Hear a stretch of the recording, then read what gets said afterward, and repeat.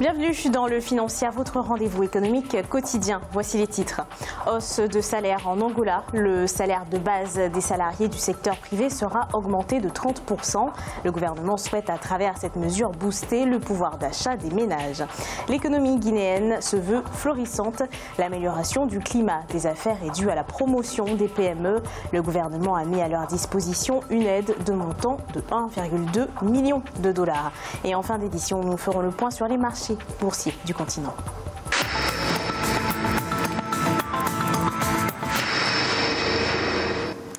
Bonne nouvelle pour les ménages angolais. Le gouvernement va augmenter de 30% le salaire minimal dans le secteur privé. Une mesure qui devrait, selon le gouvernement, permettre le rétablissement du pouvoir d'achat des ménages. Chez Komar Bandargo. En attendant la publication du décret présidentiel qui devrait être signé entre mars et avril, les salariés du secteur privé angolais peuvent déjà se réjouir. Leur salaire minimal vient d'être augmenté de 30%.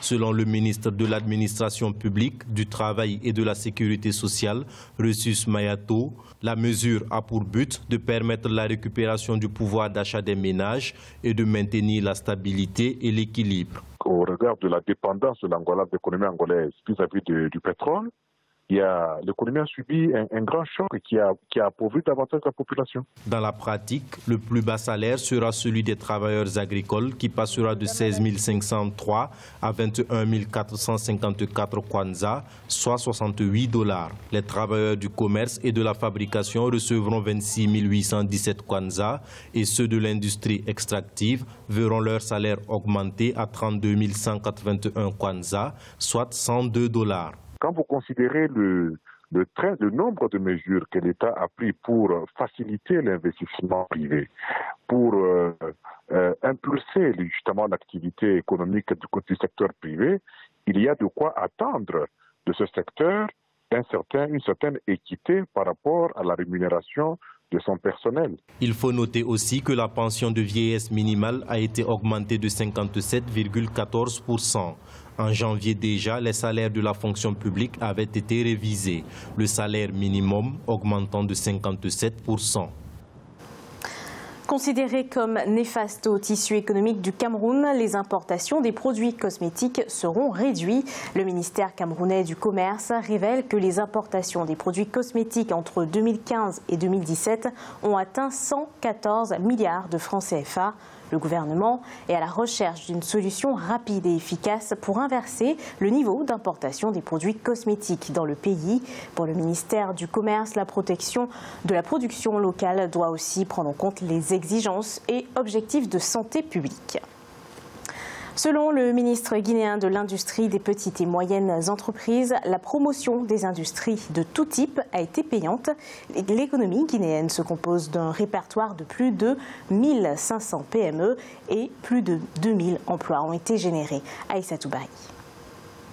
Depuis 2011, le gouvernement guinéen a mis à la disposition de 560 micro-entreprises la somme d'1,2 million de dollars, selon le ministère de l'Industrie, des petites et moyennes entreprises. Un appui qui a généré 2124 emplois en faveur des jeunes et des femmes dans différents secteurs de l'économie. Cette performance est imputable à l'amélioration du climat des affaires, selon les autorités. Aujourd'hui, si les investisseurs se bousculent à la porte de notre pays, c'est parce que les conditions de sécurité ont été créées sous l'impulsion du président de la République. Il y a eu le nouveau code des investissements et l'instauration d'un dialogue public-privé qui permet de créer un pont entre les décideurs politiques et les acteurs économiques.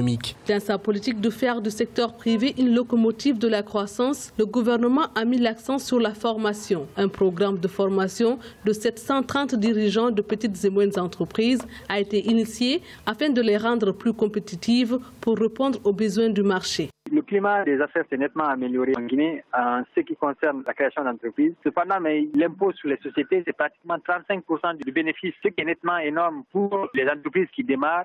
Si les intérêts de toutes les PME étaient garantis, je pense que ça encouragerait encore beaucoup plus de jeunes à se lancer dans l'entrepreneuriat. Dans l'exécution du nouveau code des investissements, le gouvernement prévoit de décaisser 28 milliards de francs guinéens, soit environ 3 millions de dollars, au profit de 279 entreprises. 21 500 emplois en faveur des jeunes et des femmes seront également créés.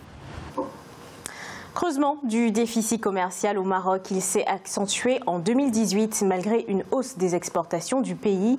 Le déficit commercial s'est établi à 21,6 milliards de dollars, soit une hausse de 8,6% par rapport à 2017. Autre fait notoire, l'État a également enregistré une hausse de son déficit budgétaire. Le déficit budgétaire a atteint 3,7% du PIB contre 3,5% un an auparavant. Le pays peine à réduire ce déficit. Son aggravation s'explique par un accroissement des importations de 40 milliards de dirhams. L'Égypte possède un fort intérêt pour le secteur du commerce électronique. En 2017, il a généré un revenu de 16,5 milliards de dollars sur le continent africain. Un nouvel investissement est annoncé dans le secteur de la vente en ligne en Égypte. Il s'agit de celui de la firme de capital risque Algebra Ventures.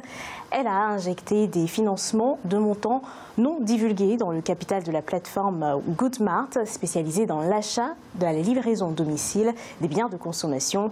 L'investissement servira à développer l'activité de la firme de commerce électronique. Écoutons l'investisseur Tarek Assad qui soutient la démarche de la firme.